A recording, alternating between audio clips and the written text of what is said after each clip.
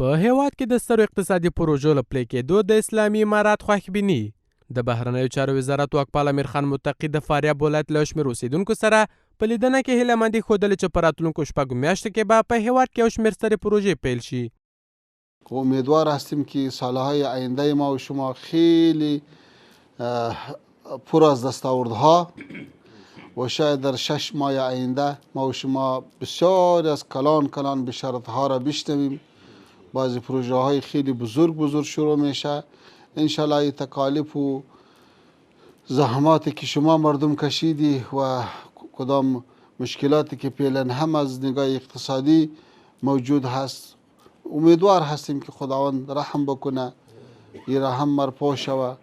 د بهرنیو چارو وزارت واکپال همداشان ټینګار کوي چې ترکمنستان ته په خپل سفر او د دې هیواد له چارواکو سره په لیدنه کې له ترکمنباشي بندر سره د اندخو یقیني لارې د نښلېدو پر سر هم هوکړه کړې تر څو افغانستان له دې لارې له روسیې او قزاقستان سره ونښلېږي.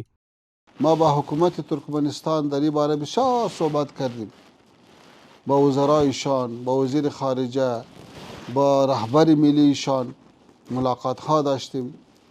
با این نظر توافق شد که راهی که از اندخوی تیر میشه، از عقینه تیر میشه، همینطور سیده برای بندر ترکمنباشی که ما و شما هم به روسیه وصل میشیم، هم به قزاقستان وصل میشیم، به هر طرف راه ما و شما آسانتر میشه و یک راه بسیار خوب و بهترین.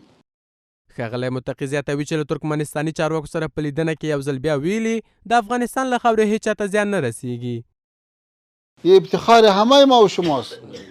ما برش گفتیم که مردم افغانستان بسیار مردم نیک است، به کس ضرر نمیرسه، ولی وقتی که اشغالگران نباشه، دشمنان نباشه، ما گفتیم این به شرافت مردم ما دلالت میکنه. امیر خان متقي تېره اونۍ د یو پلاوي په مشرۍ ترکمنستان ته سفر کړی او د دې هیواد له چارواکو سره د دوه اړخیزو اړیکو د پراختیا، د ټاپي پروژې د عملي چارو د پیل، د ترکمنستان د وارداتي برېښنا زیاتېدل، د لاجورد لارې جوړېدل، اوسپنې پټلۍ او د دواړو هیوادونو ترمنځ د پانګونې د زیاتېدو په اړه خبرې اترې کړې دي.